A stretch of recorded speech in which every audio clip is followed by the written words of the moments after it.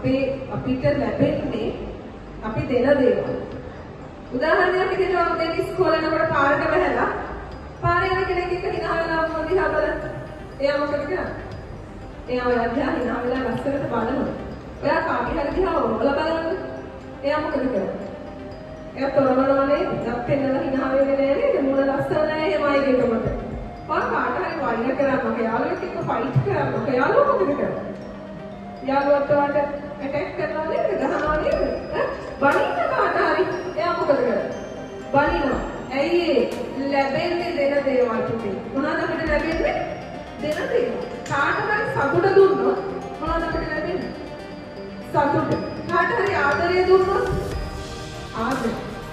කාට හරි ආරක්ෂාව දුන්නොත් ගෙදර සමාදලා හිතන්න. එයාට අපි තුන් වේල කන්න දෙනවා. එයා මොකද කරන්නේ අපිට?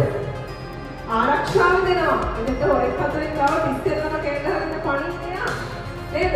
එහෙනම් මතක තියාගන්න මේ සංසාරේ අපිට ලැබෙන්නේ පුතේ දෙන දේවල්.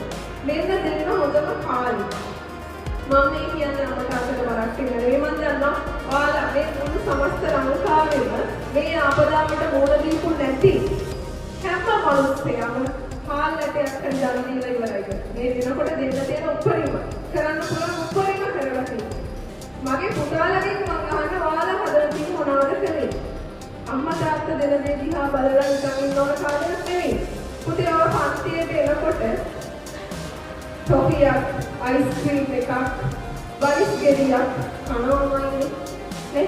ගෙදරින් එළියට බහැලා ගෙදරට යනකම් ඒ අතර ටිකට අම්මගේ රුපියල් 10ක් 15ක් 20ක් වියදම් කරනවා. එහෙම නෙවෙයිද? කරනවා.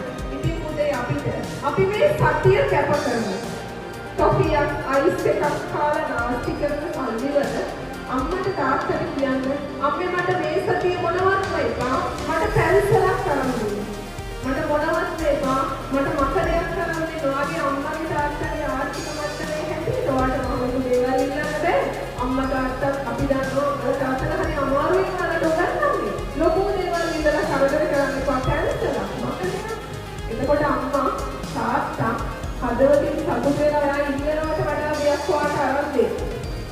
මට මේ සතියේ ටොපි චොක්ලට් මොකුත් එපා. මම පන්ති ගිහින් කිසි දෙයක් ඉල්ලන්නේ නැහැ. අම්මේ මට පොතක් කරන්න දෙන්න. හරි අරන් දීලා පුතේ අවතෙන්ෙච්ච අසරණෙච්ච ඔයා වගේ පිරිස් හොයාගෙන යන්න මේ වෙනකොට සමාජෙ ගොඩාක් අය සංවිධානය වෙලා තියෙනවා. පන්ති කරන ටීචර්ස්ලා ඉස්කෝලවල වලින් ඊට පස්සේ රජයේ ආයතන වලින් ගමේ ඔය නැන්දලා මාමලා අයියලා කළ එකතු වෙලා පොඩි සංවිධානයක් හැදිලා ඒ කාටම හරි දෙන්න මම වගේ ඉගෙන ගන්න ආස කරන මගේ යාළුවගේ අතට මේක ලැබෙන්න එයාට වෙනදටත් වඩා ඉගෙන ගන්න ශක්තිය ධෛර්යය ලැබෙන්න